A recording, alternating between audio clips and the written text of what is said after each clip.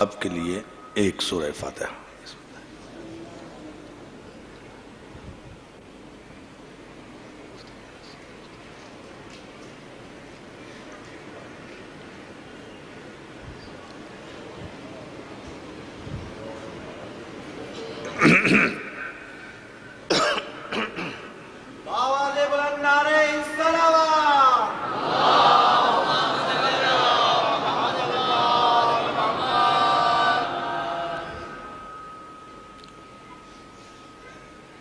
اعوذ باللہ من الشیطان اللعین الرجیم،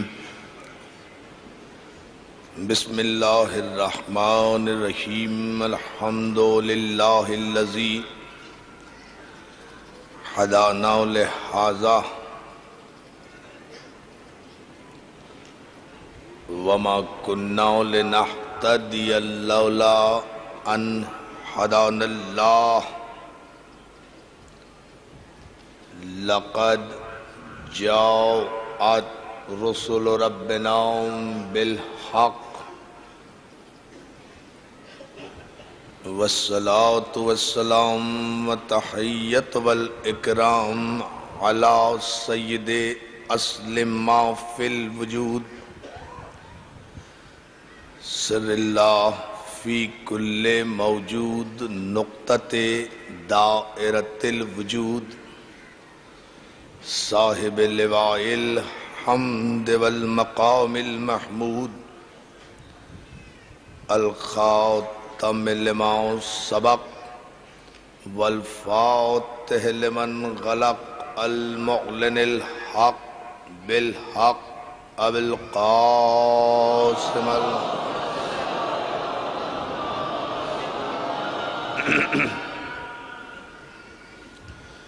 وآلہ الطیبین الطاہرین المعصومین المنتجبین المظلومین، الذین اذہب اللہ عنہم الرجس وطہرہم تطہیرا۔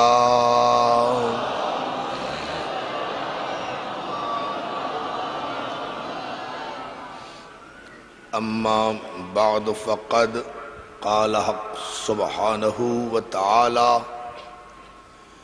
فی محکم کتابہ الحکیم، وانذر عشیرتک الاقربین، صلوات۔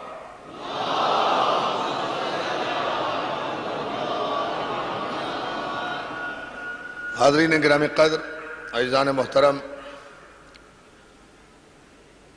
انجمن فدائے اہل بیت کے زیر اہتمام بارگاہ شہداء کربلا میں یہ عشر محرم کی الحمدللہ چھٹی مجلس آپ کی سماعت کی نظر ہے۔ اسلام عشیر سے غدیر تک ہمارا موضوع گفتگو ہے، اور آپ حضرات کی مسلسل توجہات اور ذوق ایمانی کے سبب جو ہمارے لیے حوصلہ افزائی کا سبب ہے، گزشتہ 5 مجالس میں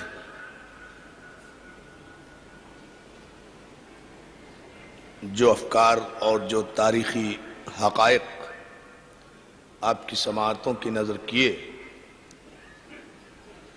ان کا ماحصل مفہوم یہ ہے کہ اسلام کا آغاز، اسلام کی ابتدا، اسلام کی اساس، اسلام کی دعوت کا پہلا گھر، ہدایت کے پیغام کا پہلا مرکز، ہدایت الہیہ کا پہلا محور، تاریخی اعتبار سے جناب ابو طالب کا گھر ہے، جہاں سے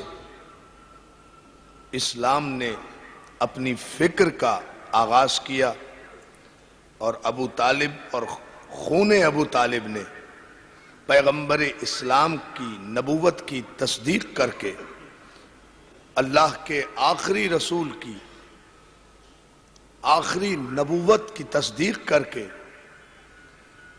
اسلام کو عملی طور پر اس قابل کیا کہ وہ غدیر تک پہنچ کر زیور تکمیل سے آراستہ ہو. یہ خلاصہ ان مجالس کا یہ خلاصہ ہے، اور انشاءاللہ آج کی مجلس میں ہم مقدور بھر یہ کوشش کریں گے کہ گزشتہ کل کی مجلس سے کہ جہاں دعوت ذوالعشیرہ میں تصدیق علی کے نتیجے میں اور حمایت ابو طالب کے نتیجے میں مخالف گروہ نے جو اسلام نہیں چاہتا تھا، جو دین نہیں چاہتا تھا، جو اعلاء کلمت الحق نہیں چاہتا تھا، جو گروہ وحدانیت الہیہ کا قائل نہیں ہونا چاہتا تھا، جس گروہ کے دیرینہ عقائد پر ضرب پڑی تھی، جس گروہ کی بت پرستی کے تمام تر اقدار کو خطرہ لاحق ہو گیا تھا، جس گروہ کے عقائد کی دنیا میں زلزلے آنے کے امکانات پیدا ہو گئے تھے، جس گروہ کو نوشتہ دیوار نظر آ گیا تھا، جس گروہ کو پتہ چل گیا تھا کہ یہ یقین کی دولت ہے، یقین کا اعلان ہے، یقین کی حمایت ہے، یقین کی تصدیق ہے، تو تشکیک پرستوں کے پورے دنیا میں، تشکیک پرستوں کے پورے قبیلے میں ایک زلزلہ آیا، اور انہوں نے یہ طے کر لیا کہ جس طرح بھی ہو محمد عربی کی حمایت کرنے والے اس گھرانے کو مٹا دیا جائے، اس گھرانے کو راستے سے ہٹا دیا جائے. عزیزان محترم، پہلی کوشش انہوں نے سماجی اعتبار سے کی، جو میں کل عرض کر رہا تھا آپ کی خدمت میں. یہ سماجی کوشش تھی کہ پیغمبر کا اور ان کی حمایت کرنے والوں کا امتحان لیا جائے سماجی بائیکاٹ کر کے. یہ دیکھا کہ سماجی بائیکاٹ بھی ناکام ہو گیا. صداقت محمد کے سامنے، بڑی توجہ دوستو، صداقت نبوت کے سامنے، صداقت محمد کے سامنے، صداقت پیغمبر اسلام کے سامنے جب وہ کافروں کی لکھی ہوئی تحریر غارت ہو گئی، اسے دیمک چاٹ گئی، صرف نام محمد باقی رہ گیا، تو یہاں بھی کافروں کو شکست ہوئی، یہاں بھی ابو جہل کے قبیلے کو شکست ہوئی. تو یہیں سے انہوں نے اپنا انداز مخالفت کو تبدیل کیا.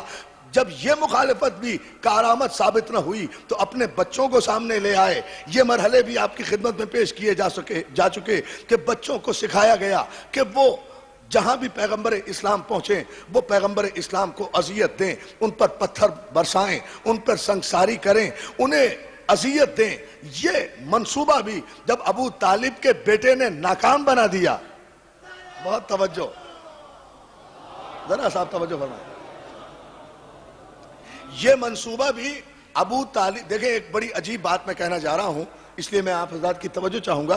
یہ منصوبہ بھی جب ابو طالب کے بیٹے نے ناکام بنایا، چونکہ سرکار ابو طالب نے کافروں کا جواب ان کے گلے میں ڈال دیا تھا نا، جب وہ اپنے بچے لے کر آئے تھے اور کہا تھا تمہارے بچے نے ہمارے بچوں کی ہڈیاں توڑ دی ہیں، تو عزیزان محترم سرکار ابو طالب نے وہی جواب اس کے گلے میں ڈال دیا نا کافر کے، کہ بھائی بچوں کی بات ہے، بڑوں کو نہیں بولنا چاہیے. مسئلہ یہاں ختم نہیں ہوا عزیزان محترم، یہیں سے کافروں کے جو بڑے تھے ان کے دل میں محمد اور علی کے بڑوں کے خلاف بغاوت پیدا ہوئی، اور جو کافروں کے بچے تھے جنہیں علی نے سزا دی تھی ان بچوں کے دلوں میں ابو طالب کے بچے کے خلاف بغاوت پیدا ہوئی. صلوات بھیجے محمد و آل محمد. اب آپ اس نظریے کو دیکھیں، اس پس منظر کو دیکھیں، یہ کلیہ یہاں سے چلا ہے. بڑوں کے دل میں، بہت شکر گزار ہوں آپ کی توجہ کا، بڑوں کے دل میں ابو طالب کے خلاف بغاوت پیدا ہوئی، بچوں کے دل میں ابو طالب کے بچے کے خلاف بغاوت پیدا ہوئی، اور جیسے جیسے اسلام بڑا ہوتا رہا ویسے ویسے اسلام کی حمایت بڑی ہوتی رہی، ویسے ویسے ابو طالب کی حمایت بڑی ہوتی رہی، ویسے ویسے علی کی حمایت آگے بڑھتی گئی. ادھر ابو طالب کا چاند جوان ہونا شروع ہوا، ادھر دشمنوں کی اولادیں جوان ہونا شروع ہوئیں. تو صرف اولادیں ہی جوان نہیں ہوئیں، ادھر دوستی نبوت کا پودا جوان ہوا، ادھر دشمنی علی کا پودا جوان ہوا. دیکھیں دوستو توجہ فرمائیں، آپ کس صلوات بھیجیں بآواز بلند محمد علی، دونوں طرف سے. مولا آپ کو سلامت رکھے. ادھر سے حمایت ابو طالب کی صورت میں علی جوان ہوئے، ادھر سے مخالفت پیغمبر کی صورت میں کافروں کے بچے جوان ہوئے. تو ان کے بچوں کی سائیکالوجی میں، ان کی نفسیات میں یہ ذلت تو بیٹھ گئی تھی نا کہ ابو طالب کے بیٹے نے ہمیں سزا دی ہے، ابو طالب کے، بہت توجہ دوستو، ابو طالب کے بیٹے نے ہماری ہڈیاں توڑی ہیں. تو دشمنی بچپن کی حد تک نہیں رہی، دشمنی بھی جوان ہوتی رہی، محمد کی دوستی بھی جوان ہوتی رہی.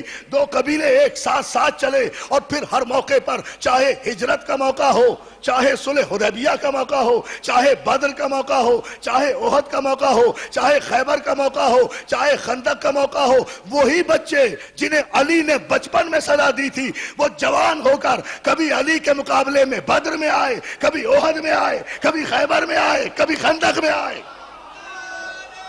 توجہ توجہ توجہ، یہ تھا پیمانہ. بلند آواز سے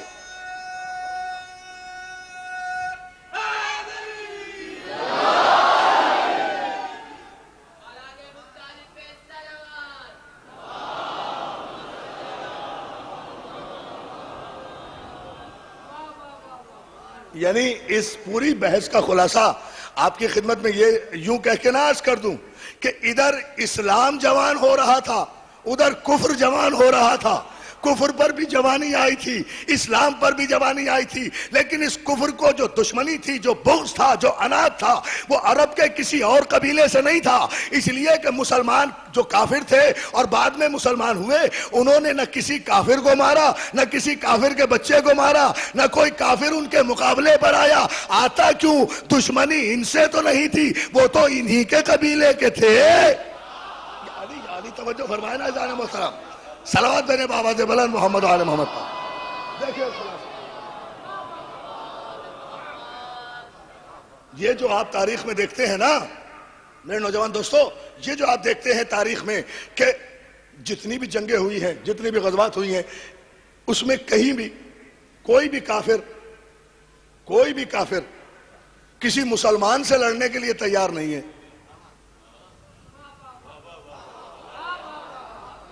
اللہ اللہ، دیکھیں نا، کوئی کافر کسی مسلمان سے لڑنے کے لیے تیار نہیں ہے. اور پلٹ کے جملہ کہہ دوں اگر آپ غور فرمائیں، اگر ضائع گیا تو مجھے افسوس ہوگا.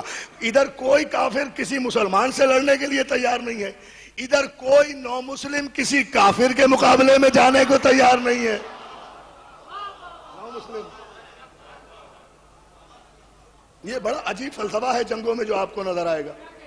کوئی کافر مسلمان سے لڑنا نہیں چاہتا، کوئی مسلمان کسی کافر سے لڑنا نہیں چاہتا.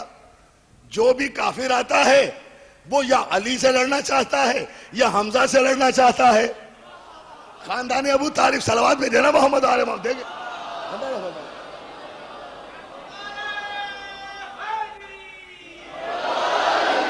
عزیزان محترم، میں اس گفتگو کو تھوڑی دیر کے لیے پھر ذرا پیچھے لے جا رہا ہوں تاکہ اور ایک بات واضح ہو جائے. چونکہ جناب حمزہ کا ذکر آ گیا اور نام آ گیا، اس لیے میں ذرا سا اس پس منظر میں دو چار جملے اور کہنا چاہتا ہوں، پھر واپس آؤں گا انشاءاللہ اسی منزل پر. ایک مرحلے پر آپ توجہ فرما لیں. تاریخ طبری کے جملے یہ ہیں کہ آغاز رسالت جب ہوا تو کافروں نے اذیتیں دینا شروع کی، تکلیفیں دینا شروع کی، قدم قدم پر آپ کی راہوں میں کانٹے بچھائے.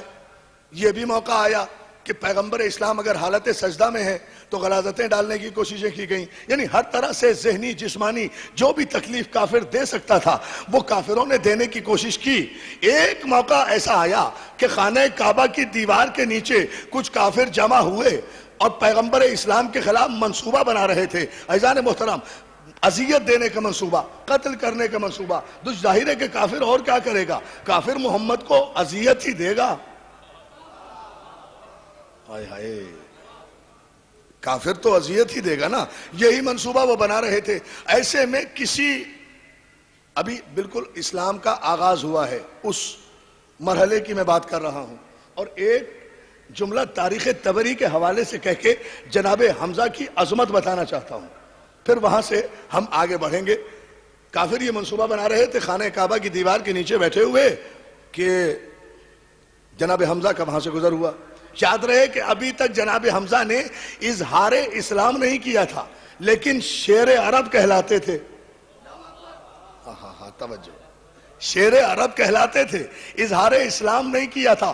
عظمت و صداقت پیغمبر دیکھیں، اتنا بڑا فیصلہ ہوگا کہ کسی کافر نے دوران گفتگو جناب حمزہ کے سامنے شان محمد میں گستاخی کر دی، شان پیغمبر میں گستاخی کی، جناب حمزہ سے اپنے بھتیجے کی یہ توہین گوارا نہیں ہو سکی، کاندھے سے کمان اتار کر کافر کی ناک پر ماری، ابو جہل کی ناک پر تلوار ماری، کہا میری موجودگی میں بہت توجہ، میری موجودگی میں میرے بھتیجے کے خلاف کوئی نازیبہ کلمہ نکلا تو جس زبان سے نکلے گا وہ زبان کاٹ دی جائے گی، جو آنکھ اٹھے گی وہ آنکھ نکال دی جائے گی۔ کمان ناک پر ماری، کفر کی ناک توڑی، ابھی اظہار ایمان نہیں کیا تھا، پیغمبر اسلام کے پاس یہ خبر گئی، جناب حمزہ نے خود بھی پہنچائی، میرے بھتیجے یہ تمہاری توہین کر رہے تھے، مجھ سے تمہاری توہین گوارا نہیں ہوئی، میں ان کو سزا دے کر آیا ہوں۔ دوستو اب تاریخ کی روایت تاریخ جانے، مگر میں تو یہاں ایک فیصلہ پوچھنا چاہتا ہوں مسلمانوں سے۔ تاریخ کے مورخ نے لکھا کہ پیغمبر اسلام نے ارشاد فرمایا، اے چچا حمزہ، میں نہ آپ کی حمایت کی قدر کرتا ہوں، جملہ سنیں دوستو، سرکار رسالت باب فرماتے ہیں نہ میں آپ کی حمایت کی قدر کرتا ہوں، جو آپ نے ابو جہل کو سزا دی میں اس کا بھی احسان کوئی نہیں مانتا، جو آپ نے اس کی ناک پر کمان ماری میں اس کا بھی کوئی احسان تسلیم نہیں، حمزہ کو کہہ رہے ہیں کوئی تسلیم نہیں کرتا، میں آپ کی کوئی قدر اور کوئی احسان تسلیم نہیں کروں گا اس وقت تک جب تک آپ علل اعلان میرے سامنے اشہد ان لا الہ الا اللہ اور اشہد ان محمد رسول اللہ کا اقرار نہ کر لیں۔ یہیں سے جناب حمزہ نے اقرار توحید بھی کیا، اقرار نبوت بھی کیا، تو پیغمبر نے کہا اب آپ کا احسان بھی ہے، آپ کا کرم بھی ہے، لیکن کلمہ پڑھنے سے پہلے نہ آپ کا کوئی مجھ پر احسان تھا، یہ تو آپ خون کی محبت میں کر رہے تھے، یہ مجھ پر احسان نہیں تھا۔ اے تاریخ طبری کے مورخ، میں صرف یہ پوچھنا چاہتا ہوں کہ جو رسول شریعت کا اتنا پابند ہے کہ جناب حمزہ اگر کلمہ پڑھے بغیر، ایمان لائے بغیر محمد کی حمایت میں کافروں کو مار بھی دے تو جناب حمزہ کا کوئی احسان پیغمبر قبول نہیں کرتے۔ اگر ابو طالب نے کلمہ نہ پڑھا ہوا ہوتا، ایمان نہ لائے ہوئے ہوتے تو پیغمبر کبھی ابو طالب کی قبر کھودنے میں حصہ نہ لیتے۔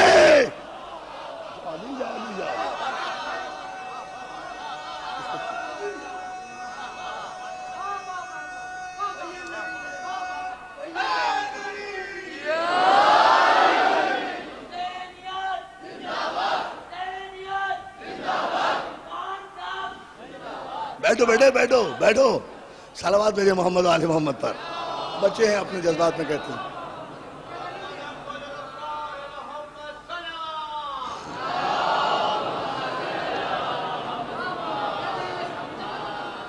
اور جو ہے نا بھئی جناب حمزہ کی اس نیکی کو پیغمبر استحسان کی نظر سے نہیں دیکھتے جب تک جناب حمزہ اظہار ایمان نہیں کر دیتے۔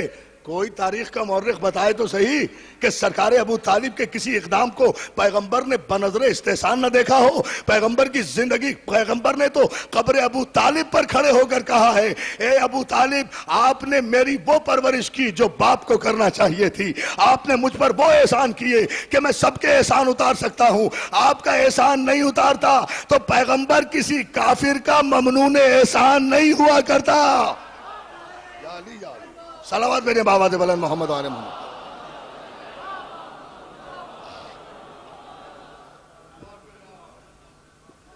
ایک مرتبہ اور درود بھیج دیں بابا دے بلند۔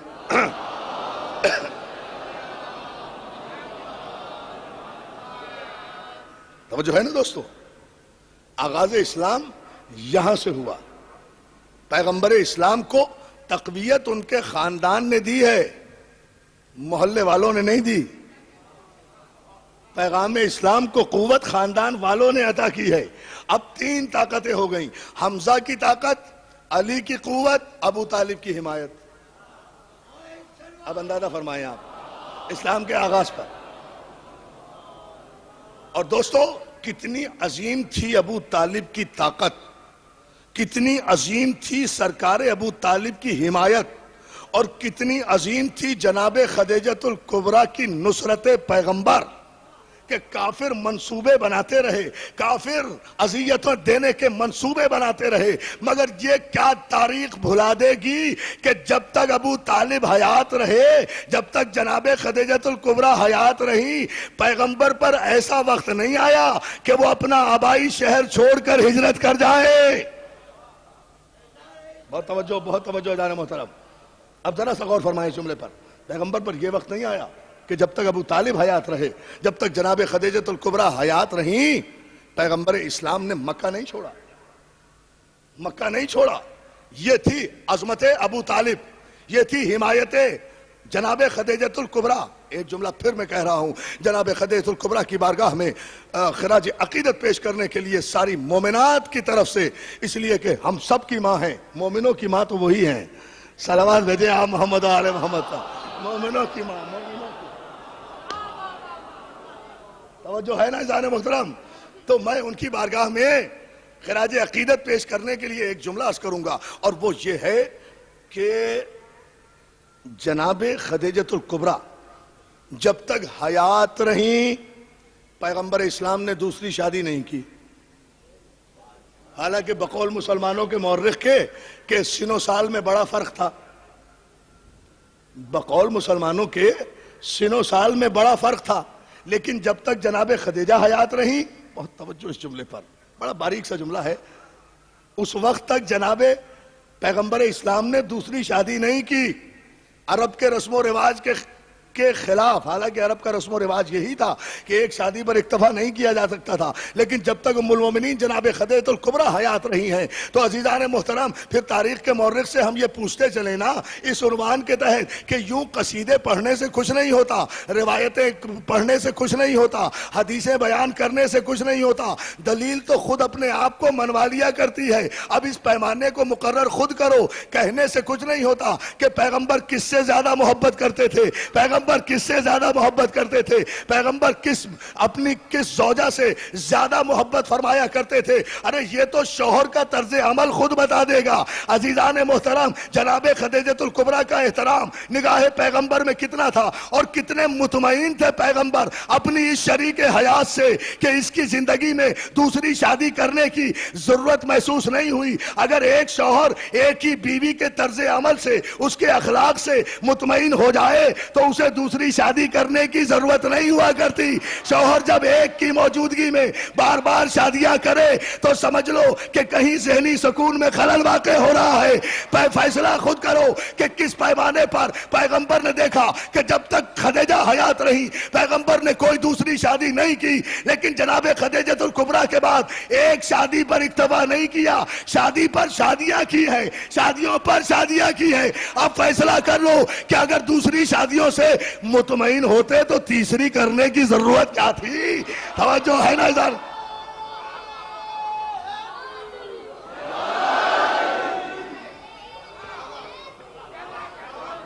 توجہ ہے ادھر؟ صلوات بھیجیں بآواز بلند محمد آل محمد۔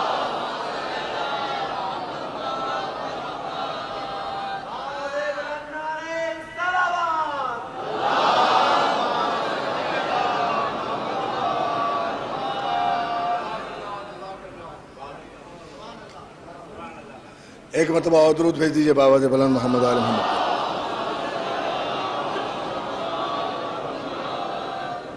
حمایت جب تک حیات رہی جناب خدیجہ الکبریٰ، مسلسل حمایت، جب تک ابو طالب حیات رہے مسلسل حمایت، اسلام بڑھتا گیا۔ ابو طالب کی وجاہت، خدیجہ الکبریٰ کی دولت، علی کی قوت بازو نے اسلام کی کمزور بنیادوں میں قوتوں کا نور انڈیلا۔ اللہ اکبر، بھائی اس سے بڑا جملہ میں کہہ نہیں سکتا۔ اسلام کی کمزور بنیادوں میں قوتوں کا نور انڈیلا۔ یہ غدیر ایسے تو واقع نہیں ہو گئی، اللہ جانے کتنے احسانات کا صلہ ہے غدیر، کتنی نیکیوں کی جزا ہے غدیر۔ کتنے احسانات کا انعام ہے غدیر. یہ تو انشاءاللہ نبی مجلس میں بتاؤں گا.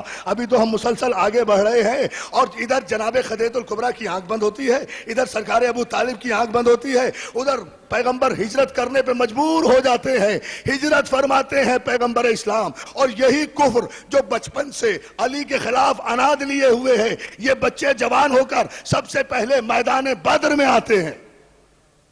اب توجہ اس جملے پر. اسلام کے اس آغاز کو ملت مسلمہ کو بڑی سنجیدگی سے سمجھنا چاہیے. یہ سارے کافر بغض و عناد اپنے سینوں میں لیے ہوئے میدان بدر میں آتے ہیں 3000 کی تعداد میں. دوستو قیادت فیصلہ کرے گی نا کہ اسلام کا مخالف گروہ کون تھا اور اسلام کا موافق کون تھا. مسلمانوں کے 313 لشکر کی قیادت جناب حمزہ کر رہے ہیں, کافروں کے لشکر کی قیادت ابو سفیان کر رہا ہے. اب دونوں طرف سے فیصلے ہو گئے کہ ذوالعشیرہ سے 2 قبیلے چلے تھے, ایک خاندان رسالت چلا تھا, ایک خاندان ابو سفیان چلا تھا. بہت توجہ جانے محترم. ابو سفیان کافروں کی قیادت کر رہا ہے, خاندان رسالت مسلمانوں کی قیادت کر رہا ہے. آپ تاریخ اٹھا کر دیکھیں کہ جب یہ دونوں لشکر آمنے سامنے ہوئے ہیں, اب یہاں سے میں آپ کی توجہ چاہوں گا اس جملے پر. جب یہ دونوں لشکر, قلیل ترین تعداد ہے مسلمانوں کی 313, کثیر ترین تعداد ہے کافروں کی 3000, 3000 کے لشکر کی قیادت کر رہا ہے ابو سفیان. مسلمانوں کے لشکر کی علمبرداری کر رہے ہیں جناب حمزہ. بہت توجہ. سید الشہداء جو بعد میں کہلائے کربلا سے پہلے, توجہ ہے نا, وہ جناب حمزہ وہ قیادت کر رہے ہیں. علی ساتھ ساتھ ہیں.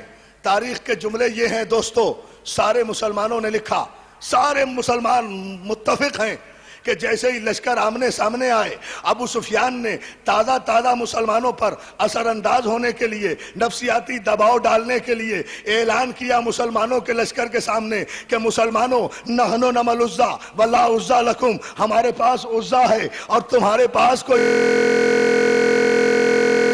نحن نمل العزا پہلی جنگ ہے نا, پہلا موقع ہے. ابھی تک تو مسلمانوں نے صرف کلمہ ہی پڑھا ہے نا, کھانا کھایا ہے یا کلمہ پڑھا ہے, انتہا آیا ہے. توجہ تو فرمائے نا بھئی, کھانا کھایا ہے یا کلمہ پڑھا ہے, کوئی زحمت تو ہوئی نہیں آج تک.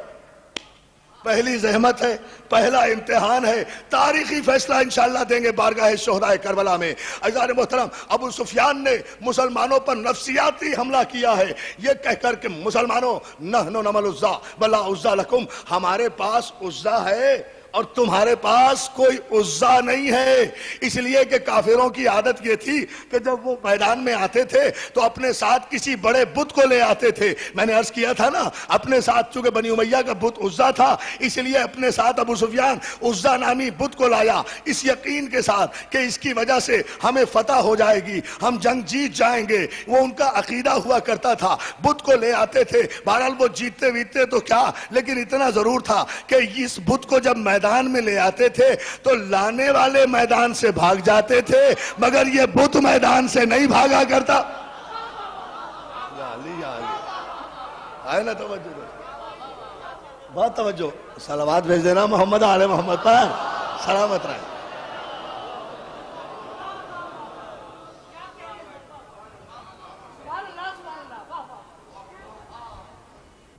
یہ آیا اور آ کر اس نے کہا کہ مسلمانوں, ہمارے پاس عزا ہے اور تمہارے پاس عزا نہیں ہے. علامہ ابن ابی الحدید نے بھی اس واقعے کو لکھا, ہمارے پاس عزا ہے اور تمہارے پاس کوئی عزا نہیں ہے. اور ابو سفیان کا یہ حملہ جو تھا نا, یہ بھرپور ہوا ہے نو مسلموں کی نفسیات پر. بھئی تازہ مسلمان تھے نا, پہلی جنگ ہے. غور فرمائیں, تازہ مسلمان تھے, پہلی جنگ ہے. عزا کی ہیبت دلوں میں طاری تھی, ایک عمر گزری ہے سجدہ کرتے ہوئے. اللہ اللہ اللہ، دیکھیں نفسیاتی حملہ اس نے یہ کیا تھا کہ یہیں سے سائیکالوجیکل شکست دی جائے، اعصاب توڑ دیے جائیں۔ تازہ مسلمان ہیں، ایک عرصے تک عزا کے سامنے سر جھکاتے ہوئے آئے ہیں، اور ابو سفیان کا پورا حملہ کامیاب ہوا ہے، اس لیے کہ مورخین لکھتے ہیں کہ جیسے ہی عزا کا نام آیا سارے مسلمان دوڑے پیغمبر اسلام کی بارگاہ میں حاضر ہوئے۔ خدمت رسالت میں آپ نے غور ہی نہیں فرمایا، خدمت رسالت میں آ کر ایک جملہ کہوں گا، ساری سپاہ صحابہ نے میدان چھوڑا۔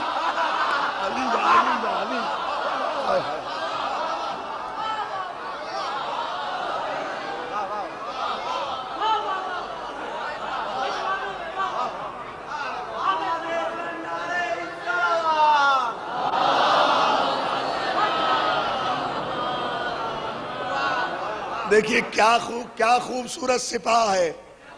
جب سپاہ ایسی ہے تو پھر یہ بی بی انجمن کیسی ہوگی؟ توجہ ہے نا جان محترم، ذرا اندازہ فرمائیں آپ۔ صلوات دے بابا دے بلند محمد علیہ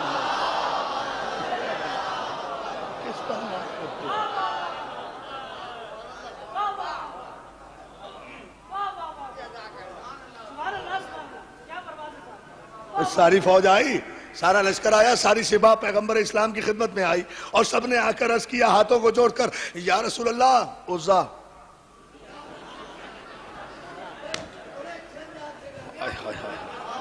کیا ارشاد صاحب کو پسند آیا ہے یہ انداز عزا کا؟ اور جو ہے نا جان محترم، یا رسول اللہ عزا۔ بھئی کیسا عزا؟ سرکار وہ کمبخت، اچھا اس وقت کے صحابہ اکرام جلیل القدر تھے، اس لیے ابو سفیان کو کمبخت کہتے تھے، رضی اللہ نہیں کہتے تھے۔ توجہ ہے نا جان محترم؟ صلوات دے بابا دے بلند محمد آل محمد۔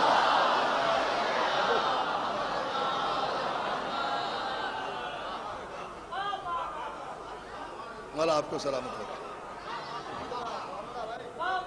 سرکار وہ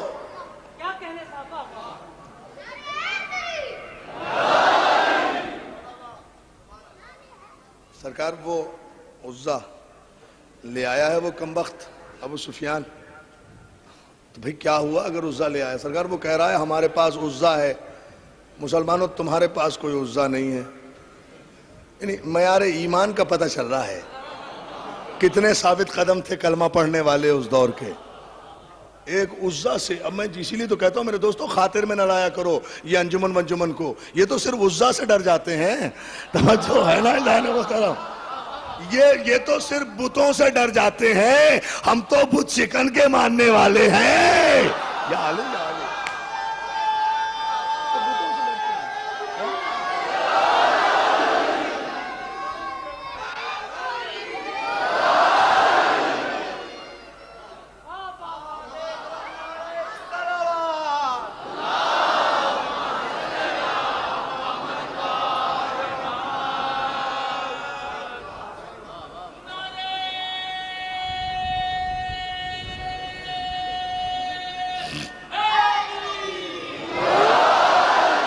سرکار وہ، اب یہ سارے مورخین کا جملہ ہے جان محترم، سرکار وہ عزا لے آیا، وہ کہتا ہے ہمارے پاس عزا ہے اور مسلمانوں تمہارے پاس کوئی عزا نہیں ہے۔ اب مجھے بتاؤ رسول اللہ انہیں عزا کہاں سے لا کے دیں؟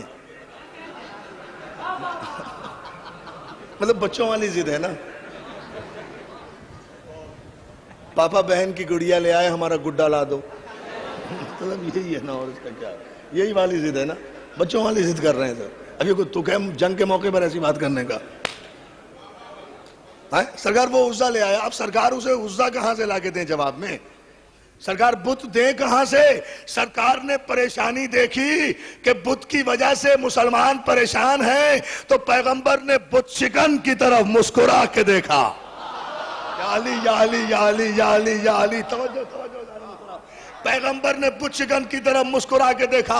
علامہ ابن ابی الحدید معتزلی لکھتے ہیں، مسلمانوں کے بہت بڑے مورخ ہیں، لکھتے ہیں کہ سرکار رسالت مآب نے علی کی طرف مسکرا کے دیکھا اور اطمینان سے کہا یا علی، ابو سفیان کے نعرے کا جواب دے دو، ان کے اطمینان کا کچھ سامان کرو۔ جواب دے دو، جواب دے دو. یہ سب نے لکھا ہے دوستو، مولانا یہاں بیٹھے ہیں، آپ پوچھیں یہ سب نے لکھا ہے، یہ سب نے لکھا ہے کہ ابو سفیان کے نعرے کا جواب دے دو. یہ پیغمبر نے علی سے کہا، لیکن یہ کسی نے نہیں لکھا کہ پیغمبر نے علی کو یہ کہا ہو کہ ابو سفیان نے اگر یہ کہا ہے تو علی تم ہماری طرف سے جا کر یہ کہہ دو. پیغمبر نے جملہ پڑھایا نہیں، کہا بس جواب دے دو. بہت توجہ، جواب دے دو علی، جواب دے دو. دوستو علی چلے. اب ظاہر ہے کوئی یہ تو آج کے نالائق قسم کے ماننے والے لوگ ہیں جو پہچانتے نہیں ہیں. صحابہ کرام تو جانتے تھے کہ علی کی عزت کیا ہے. اب علی آگے چلے تو ساری سپاہ صحابہ علی کے پیچھے چلی. آگے علی، جانتے ہیں نا کہ کسی مرد کی قیادت میں جا رہے ہیں.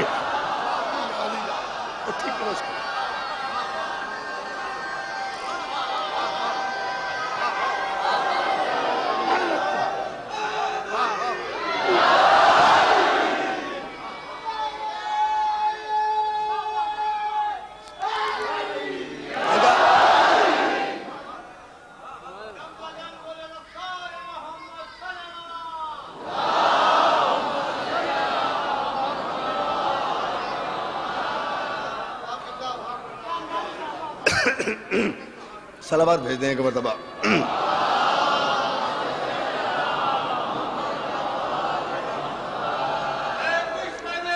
توجہ ہے نا جان محترم؟ اس منزل فکر پہ زمانے کو توجہ کرنا چاہیے. علی آگے چلے، سپاہ پیچھے چلی. علامہ ابن ابی الحدید لکھتے ہیں ایک پہاڑی کی بلندی پر علی چڑھ کر آواز دیتے ابو سفیان اپنے خیمے سے باہر نکل. توجہ کرے، توجہ کرے، جبھی تو علامہ اقبال نے تڑپ کے کہا ہے کہ مسلم اول شہ مرداں علی، عشق را سرمایہ ایمان علی. علی مردوں کا بادشاہ ہے. توجہ توجہ توجہ، علی مردوں کا بادشاہ ہے. علامہ اقبال نے کہا مسلم اول شہ مرداں علی، عشق را سرمایہ ایمان علی. کہ پھر انشاءاللہ کسی مجلس میں شعر کی تشریح کروں گا. آگے بڑھے، آواز دی ابو سفیان خیمے سے باہر نکل. خیمے سے باہر آیا. علی کہتے ہیں کیا نعرہ لگایا؟ سپاہ کے سامنے نعرہ لگایا تو نے؟ کسی مرد کے سامنے نعرہ لگا؟ کیا سن رہے ہیں؟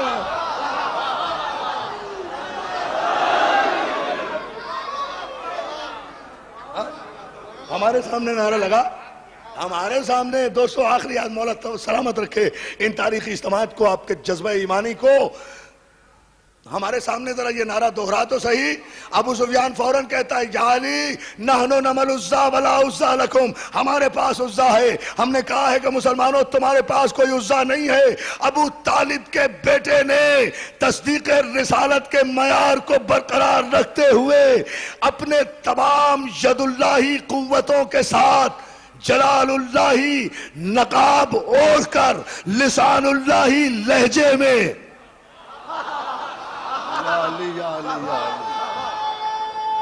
اللہ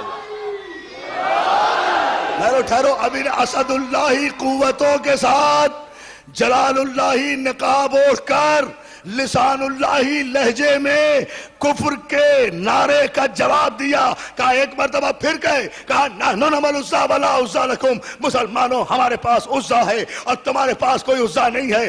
علی نے کہا اللہ مولانا ولا مولا لکم، اے کافرو اللہ ہمارا مولا ہے اور تمہارے پاس کوئی مولا نہیں ہے.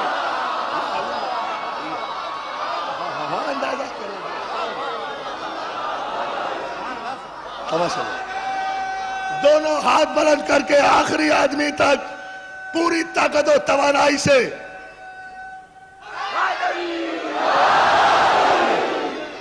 اتنی بلند صلوات بھیجیں محمد و آل محمد.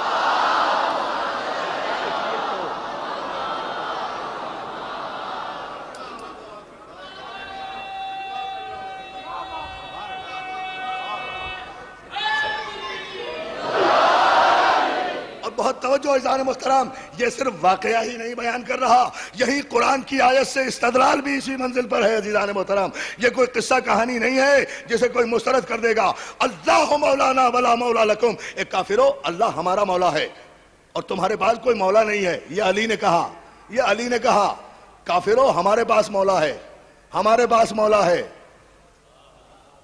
میرے مولا یہ توجہ نہیں کر رہے، کافرو ہمارے پاس مولا ہے، کافرو تمہارے پاس کوئی مولا نہیں ہے۔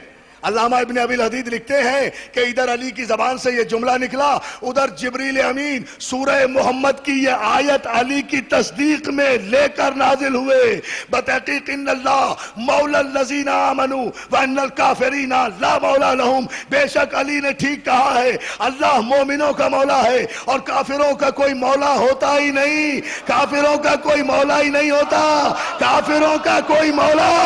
یا علی کیا سن رہے ہو اولاداروں؟ دیکھیں نا قرآن کی آیت ہے۔ چمن چمن کلی کلی، نگر نگر گلی گلی، نگر نگر گلی گلی، نعرہ حیدری،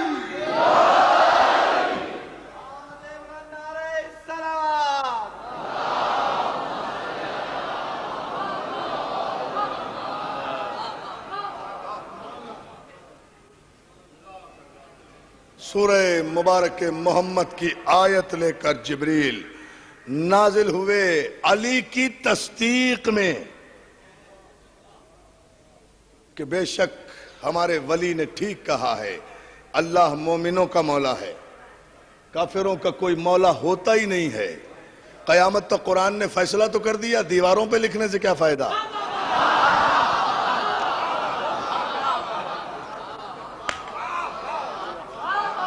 توجہ، جو قرآن نے فیصلہ تو کر دیا، جہاں جہاں اقرار مولا ہے وہاں ایمان ہے، جہاں انکار مولا ہے وہاں کفر ہے۔ یہ تو قرآن کا فیصلہ ہے بھائی، دیوار کا فیصلہ نہیں ہے یہ، نہ یہ دیوار کا فیصلہ ہے، نہ دینار کا فیصلہ ہے، نہ ریال کا فیصلہ ہے۔ ارے ساری تاریخ تو ہم نے بتا دی۔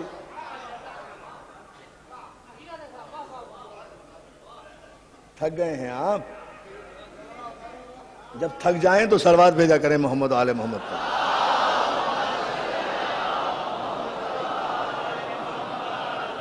مولا آپ کو سلامت رکھے۔ جس خوبصورت انداز میں آپ سماعت فرماتے ہیں، آیت نازل ہوئی اللہ ہمارا مولا ہے، علی نے کہا نا یہ کہ اللہ ہمارا مولا ہے، تو دوستو یہیں سے تو سارا میرا مضمون مکمل ہو جاتا ہے۔ یہ علی نے کہا، سب سے پہلے لفظ مولا کا استعمال اللہ کے لیے علی نے کیا، آیت بعد میں آئی ہے، پہلے علی نے اللہ کو مولا مانا۔ اب غور ہی نہیں کر رہے، پہلے علی نے اللہ کو مولا مانا۔ اللہ کون ہے؟ عادل بھی ہے، حل جزاء الاحسان الا الاحسان کا مالک بھی ہے۔ بھئی احسان کا بدلہ احسان ہے نا، نیکی کا بدلہ نیکی ہے۔ تو غدیر تو سن 10 ہجری میں ہوئی ہے، فیصلہ تو اللہ نے جنگ بدر ہی میں کر دیا تھا۔ 3000 کافروں کے سامنے ہمیں مولا کہنے والے علی، ہمیں بھی قسم ہے اپنے عدل و انصاف کی، تو نے ہمیں مولا کہا ہے 3000 کافروں کے درمیان، ہم تجھے مولا بنائیں گے 1,40,000 سپاہ صحابہ کے درمیان۔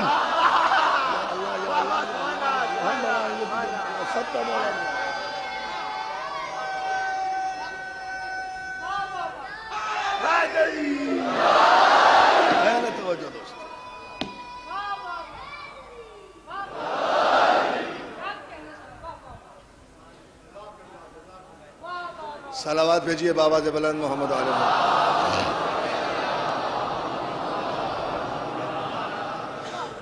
اللہ ہمارا مولا ہے اور کافروں تمہارے پاس کوئی مولا نہیں ہے۔ اتنا جملہ علی کی زبان سے نکلنا تھا کہ کافر اپنے خیمے میں واپس گیا۔ پہلے کافر نے مسلمانوں کو واپس بھیجا تھا، اب علی نے کافر کو واپس بھیجا، تو طے ہو گیا نا تاریخ اعتبار سے کہ علی نے کافر کو واپس بھیجا. علی پیچھے نہیں ہٹتا, کفر پیچھے ہٹتا ہے. علی والے پیچھے نہیں ہٹیں گے, کافر پیچھے ہٹیں گے.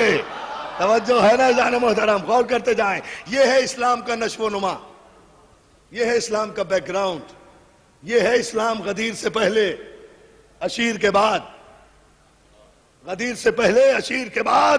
یہ ہے عزیزان محترم حقیقت اسلام. اسلام اس طرح پروان چڑھا ہے. اب ایک جملہ اور دوستو, فوجیں سفارہ ہو گئیں.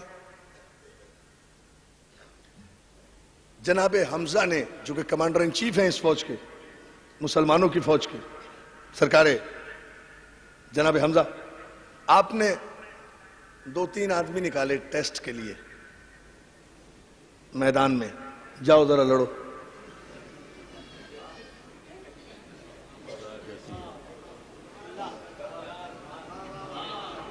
جاؤ جاؤ ذرا بہادری دکھاؤ, لڑ کے آؤ. فکر نہیں کرو, ہم یہیں کھڑے ہیں, کوئی فکر نہیں کرو, ہم کھڑے ہیں. کوئی پرابلم ہو تو ہمیں بلا لینا, تم جاؤ جاؤ ذرا لڑ کے آؤ.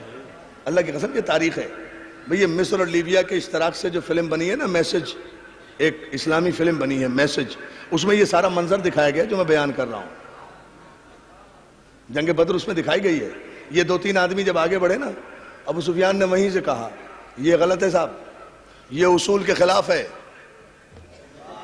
یہ اصول کے خلاف ہے. توجہ, آپ دیکھ لیں میسج فلم جا کر عزیزان محترم, اس میں یہ جملہ موجود ہے. ابو سفیان نے اعتراض کیا, اور اعتراض کیا تھا کہ حمزہ ہم ان سے نہیں لڑیں گے, ہم اعلیٰ خاندان کے لوگ ہیں. بہت توجہ, بہت توجہ. ہم خاندانی اعتبار سے حسب نسب کے لوگ ہیں, ہم ان سے نہیں لڑیں گے. یہ بہت چھوٹے خاندان کے لوگ ہیں, مسلمان ہو گئے تو کیا, خاندان تو چھوٹا ہے. توجہ ہے نا جان محترم, یہ ہمارے آداب حرب و ضرب کے خلاف ہے. ہم چھوٹے لوگوں سے لڑنا بھی نہیں چاہتے.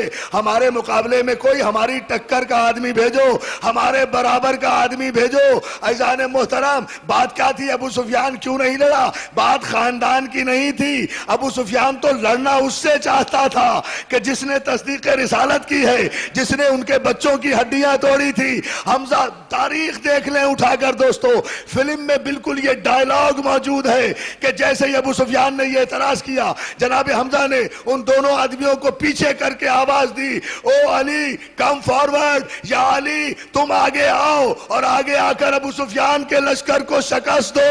علی آگے آئے ہیں. عزیزان محترم, تو پہلی جنگ کا آغاز بھی یا جناب حمزہ نے کیا ہے یا جناب علی مرتضیٰ نے کیا ہے.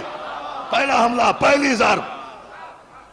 صلوات بھیجے بآواز بلند محمد آل محمد.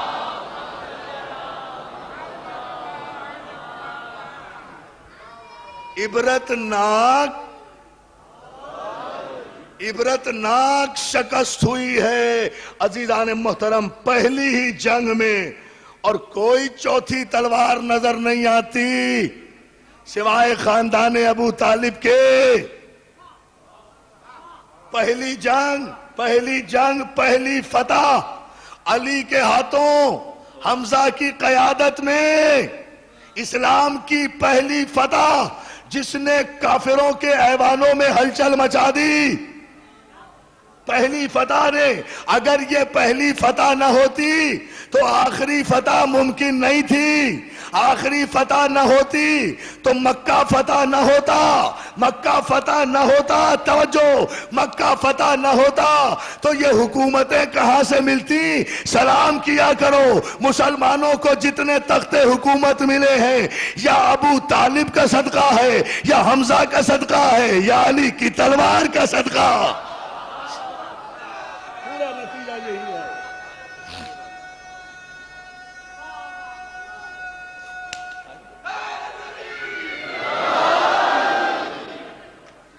جو ہے نا دوستو, جب بھی مگر علی تلوار اٹھا رہے ہیں رسالت کے احترام میں. علی تلوار اٹھا رہے ہیں تصدیق رسالت کے لیے. کفر حملہ کرنے آیا تھا رسالت پر, دیوار بنا علی, سپر بنا حمزہ, خون ابو طالب یہ سامنے آیا. یہاں جناب حمزہ اور جناب علی مرتضیٰ کی سن و سال میں بڑا فرق ہے، لیکن جب رسالت پر کوئی بات آئے تو اس خاندان کا بڑا چھوٹا سب برابر ہو جاتے ہیں۔ اس خاندان کا 18 برس کا علی اکبر بھی سامنے آتا ہے اور 6 مہینے کا علی اصغر بھی سامنے آتا ہے۔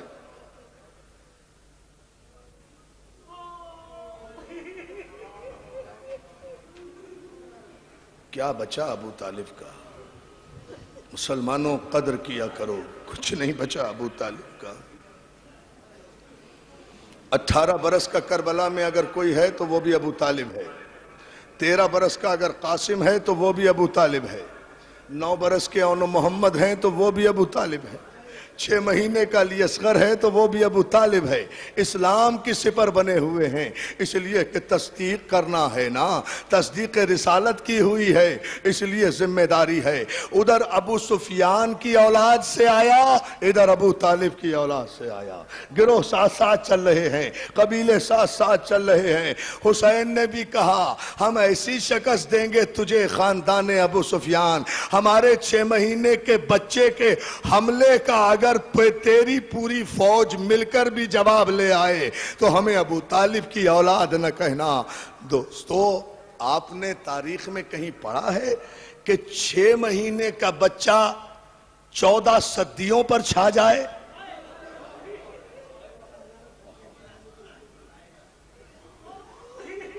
ہاں، 6 مہینے کی عمر کیا ہوتی ہے دوستو؟ لیکن سلام علی اصغر پر 6 مہینے کی عمر میں اتنا بڑا کارنامہ کہ اتنے غلام بیٹھے ہیں۔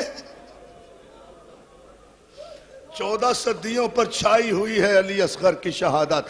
دوستو، سب سے بڑی قیامت کی شہادت ہے علی اصغر کی۔ آج جھولا برآمد ہوگا نا، علی اصغر کی شہادت سب سے بڑی قیامت ہے۔ یہ وہ شہادت ہے جس کے خون کو نہ آسمان برداشت کر سکا نہ زمین برداشت کر سکی۔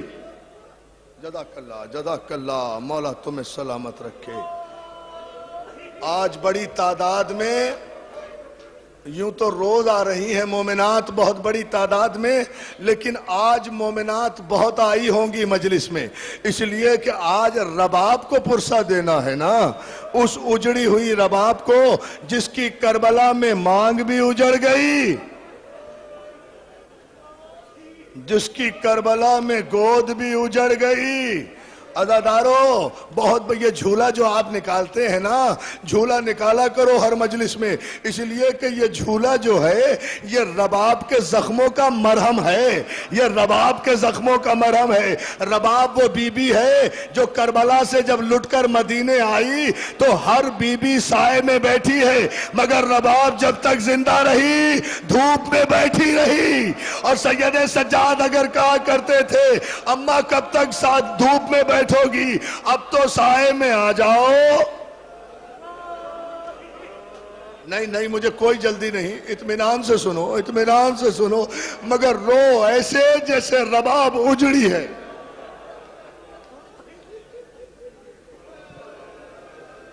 بہت بڑی قیامت ہے۔ میں شہادت تو نہیں پڑھ سکوں گا، شہادت تو المحسن میں پڑھوں گا، مگر ایک جملہ ضرور سن لو عزادارو، جھولا برآمد کرانے کے لیے رباب جب تک زندہ رہی دھوپ میں بیٹھی رہی۔ سید سجاد کہا کرتے تھے اماں کب تک دھوپ میں بیٹھی رہو گی، اب تو سائے میں آ جاؤ۔ تو ہاتھوں کو جوڑ کے کہتی تھی بیٹا بن کے کہتے رہنا، امام بن کے حکم نہ دینا۔ کیا سن رہے ہیں آپ عزادارو؟ سجاد بیٹا بن کے کہتے رہنا، امام بن کے حکم نہ دینا۔ میں مجبور ہوں بیٹا، میں سائے میں جا نہیں سکتی، میرے بچے کی قبر دھوپ میں ہے۔ جزاک اللہ، جزاک اللہ، جزاک اللہ، جزاک اللہ۔ بہت مصائب پڑھیں گے عزادارو، اس لیے کہ آج کی رات سے زیادہ قیامت کی رات کوئی نہیں ہے۔ 6 مہینے کا علی اصغر ہے، 6 مہینے کا علی اصغر ہے۔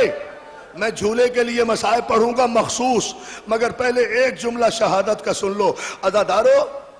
جب حسین لے کر گئے، تفصیل پڑھوں گا المحسن میں، جب حسین علی اصغر کو ابا کے دامن میں لے کر گئے ہیں نا، ابا کے دامن میں لے کر گئے ہیں. اللہ جانے علی اصغر نے اپنے سوکھے ہوئے ہونٹوں پر خشک زبان کس طرح پھرائی کہ یزید کے لشکر میں ہلچل ہو گئی. یزید کے لشکر میں ہلچل ہوئی. حرملا کو بلایا گیا. ابطل کلام الحسین، حسین کے کلام کو قطع کر دے. عزادارو جملہ شاید میں آپ برداشت نہ کر سکے مگر میں جملہ پڑھ رہا ہوں. حرملا ملعون نے اپنی کمان اٹھائی، تیرے سے پہلو کمان پہ چڑھایا، گھٹنا زمین پہ ٹیکا، اصغر کی گردن کا نشانہ لیا مگر ملعون کے ہاتھ لرز رہے تھے. رباب نے در خیمہ سے دیکھا کہ میرا بچہ تیر کی زد پر ہے مگر خطا کار کا نشانہ خطا ہو رہا ہے. وہیں سے آواز دی، میری ماں بہنوں جملہ سنو، ہماری ماں قربان رباب پر خیمے کے دروازے سے چلائی، اصغر امام وقت سے خبردار.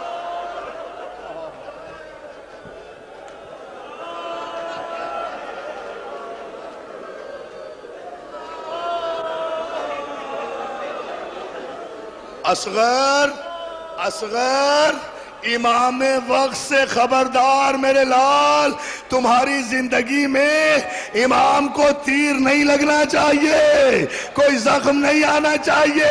بیٹا ماں کو شرمندہ نہ کرنا. ادھر حرملا کا تیر چلا، ادھر اصغر نے حسین کے ہاتھوں پہ کروٹ لی، امام کی سپر بنے. تیر آیا، اصغر کی گردن میں لگا. بچہ اچھلا، اچھل کے امام کی طرف دیکھ کر کہتا ہے، بابا ہم اکبر سے پیچھے تو نہیں رہے. اور جزاک اللہ جزاک اللہ جزاک اللہ. بسم اللہ بھائی، بسم اللہ. ہاتھ نہ جوڑو میرے بھائی، ماتم کرو. مولا تمہیں سلامت رکھے. لو تفصیل ابھی سناؤں گا المحسن میں، مگر ایک جملہ سن لو، ایک جملہ سن لو. یہ تفصیل کہ حسین نے تیر کیسے نکالا یہ المحسن میں سناؤں گا، اس لیے کہ وہاں بھی جھولا برآمد ہوگا. مگر ایک جملہ سن لیں. اہل سنت کے عالم علامہ فرنگی محلی اہل سنت کے عالم ہیں. اپنی کتاب قیامت صغریٰ میں ایک جملہ لکھتے ہیں. دوستو میں تو تڑپ گیا یہ جملہ پڑھ کر. میں نے پڑھا یہ جملہ. علامہ فرنگی محلی کہتے ہیں کہ اصغر کا تیر کھانا حسین کا امتحان نہیں تھا، گلے سے تیر کھینچنا حسین کا امتحان نہیں تھا، اصغر کا باپ کے ہاتھوں پہ تڑپنا حسین کا امتحان نہیں تھا. حسین کا سب سے بڑا امتحان اس وقت شروع ہوا جب جلتی ہوئی زمین پر 6 مہینے کے بچے کو رکھ کر حسین نے تلوار سے اصغر کی قبر کھودنا شروع کی. سن رہے ہو دادارو، سن رہے ہو جملہ؟ ہاں کرو ماتم دادارو، کرو ماتم. اس سے بڑی شہادت ہے کوئی نہیں. جزاک اللہ جزاک اللہ. جہاں تک مجھ سے پڑھا گیا یہ جملہ سنیں. ابھی جھولا جب آئے گا جب میں اشارہ کروں گا جی بھر کے رو لو عزادارو. ایک علامہ فرنگی محلی اہل سنت کے عالم ہیں، لکھتے ہیں حسین نے دھوپ میں بچے کا لاشا رکھا، تلوار سے قبر کھودنا شروع کی. حسین کا امتحان بتا رہے ہیں. وہ کہتے ہیں حسین کا امتحان یہ بڑا سخت تھا. قبر کھودی، اس کے بعد قبر میں حسین نے ہاتھ پھیرا کر دیکھا، کوئی کنکر تو نہیں ہے، کوئی پتھر تو نہیں ہے جو میرے پھول کے چبھ جائے.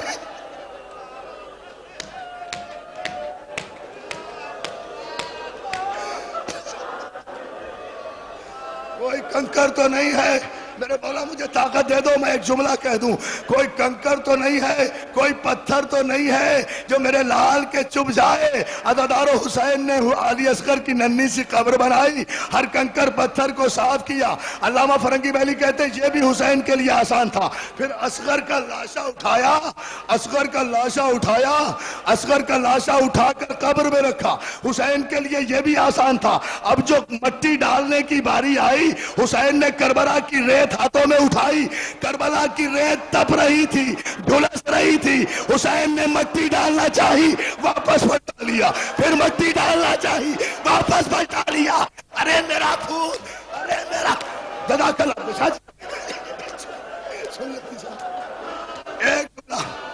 ایک جملہ اگر میں پڑھ سکا تو پڑھ دوں گا. حسین نے 3 مرتبہ ارادہ کیا جلتی ہوئی ریت اٹھا کر اصغر کے پھول سے جسم پہ کیسے ڈالے. عزیزانو حسین نے آنکھیں بند کی, انا للہ و انا الیہ راجعون. علی اصغر کے ایک ساتھ حسین نے مٹی نہیں ڈالی, پہلے پیروں پہ مٹی ڈالی سامنے بیٹھ کر, پھر اصغر کی ننھی ٹانگوں پہ مٹی ڈالی سامنے بیٹھ کر, پھر جلتی ہوئی ریت اصغر کے سینے پر ڈالی سامنے بیٹھ کر. اب جب اصغر کا چہرہ خالی رہ گیا نا, سنو گے جملہ, قیامت آئے گی شاہ جی, قیامت آئے گی. اصغر کا چہرہ آیا, حسین سے برداشت نہیں ہوا, قبر کی طرف پشت کر لی, مٹی اٹھائی ادھر منہ کر اصغر کے چہرے پر ڈال کر کہا